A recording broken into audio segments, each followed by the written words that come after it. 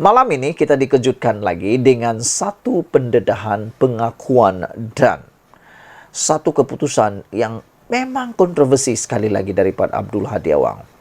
Saya hanya ada satu soalan lah. Hadi ini tak habis-habis dengan igawan dan rancangan ke menurut Anwar Ibrahim. Biarkan Hadi mengigau dan terus merancang, kata Anwar Ibrahim.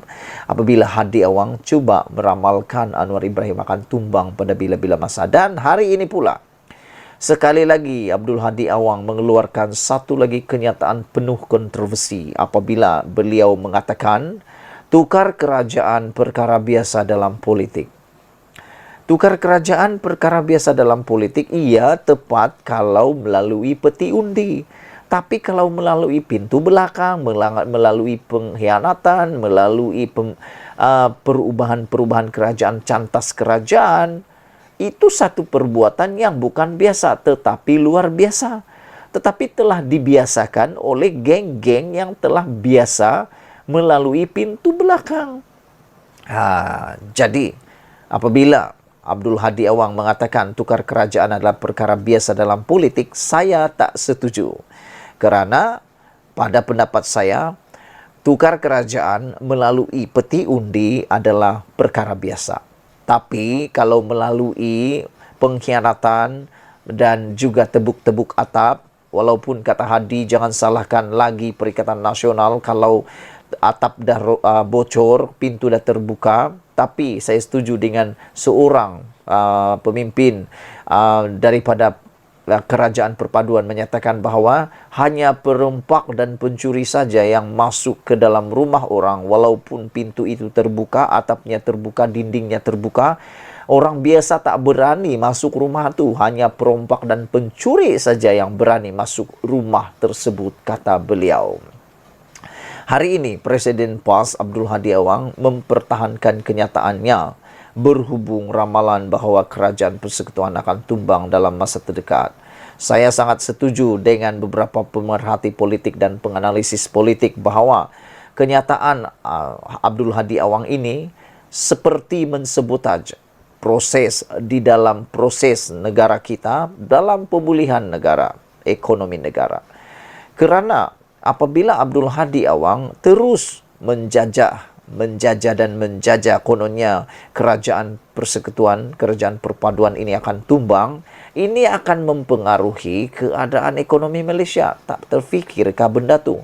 Bagi anda yang menonton video rakaman ini, anda patut berfikir.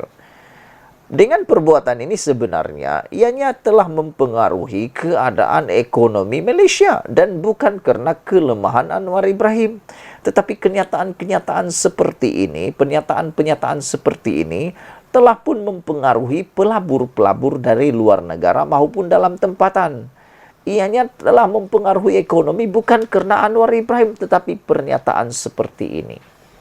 Saudara, ahli Parlimen Marang itu menggambarkan bahawa perubahan kerajaan merupakan perkara yang biasa dalam politik.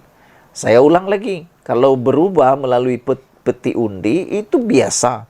Tapi berubah melalui pengkhianatan itu bukan biasa tapi luar biasa dan kita kecam sehabis-habisnya. Menurut Hadi Awang, itu satu kenyataan politik dan biasa berlaku dalam politik. Undi tidak percaya dan dapatkan akuan bersumpah penyokong kerajaan bertaling tadah itu berlaku. Tapi nak nasihatkan sekali lagi kepada orang-orang yang pentaksub kepada kerajaan tumbang ini adalah kamu harus ingat sekarang ini bukan lagi zaman yang mana senang-senang lompat parti. Sekarang ini dah ada ada akta undang-undang anti lompat parti. Kalau sebelum diluluskan, ialah senanglah pindah ke sana sini, akuan bersumpah sana sini. Boleh saja. Undi percaya, boleh saja. Tapi sekarang ini dengan akta anti lompat parti, Anda harus ingat. Akuan bersumpah tidak lagi boleh dipakai, tetapi dengan syarat. Hanya satu boleh dipakai. Kalau seluruh blok ataupun seluruh parti itu menarik sokongan, barulah boleh. Tapi kalau satu dua individu sahaja, minta ampun. Itu dianggap lompat parti dan akan kosonglah kerusi mereka.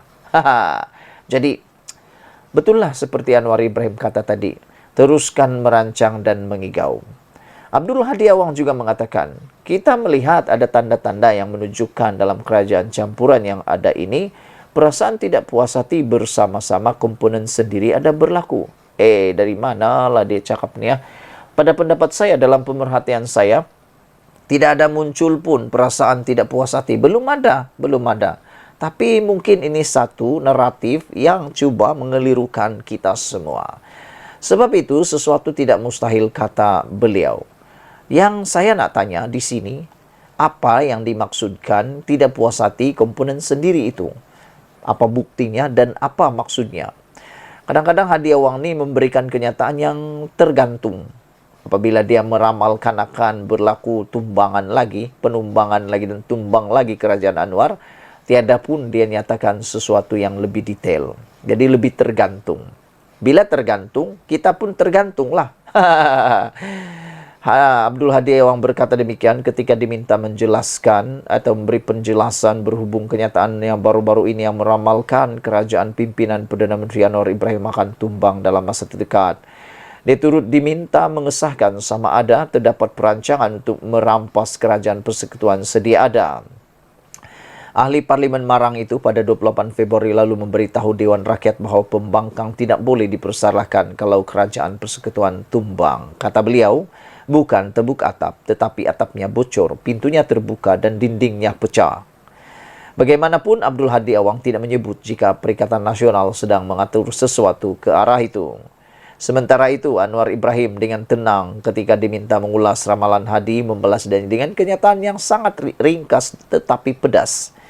Kata Anwar, tidak apalah, biarlah dia, Hadi Awang, merancang dan mengigau, kata Perdana Menteri itu. Seolah-olah tidak memperdulikan balasan sinis daripada Anwar itu, Hadi kemudian tetap bertegas bahawa pihaknya berhak merancang ke arah menumbangkan kerajaan tanpa halangan daripada mana-mana pihak. Seolah-olah tidak memperdulikan balasan sinis daripada Anwar itu, Hadi kemudian tetap bertegas bahawa pihaknya berhak merancang ke arah menumbangkan kerajaan tanpa halangan daripada mana-mana pihak.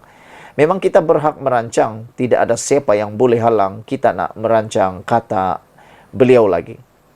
Tapi ingat, di dalam setiap perancangan itu, tetap ada satu yang lebih tinggi, yaitu undang-undang anti lompat parti. Syukurlah, seperti Sabudin kata, syukurlah sekarang ini sudah ada undang-undang anti lompat parti yang menyelamatkan politik Malaysia. Sekian dulu untuk kali ini, jangan lupa tinggalkan komen Anda, tekan butang subscribe, kita jumpa lagi, bye-bye.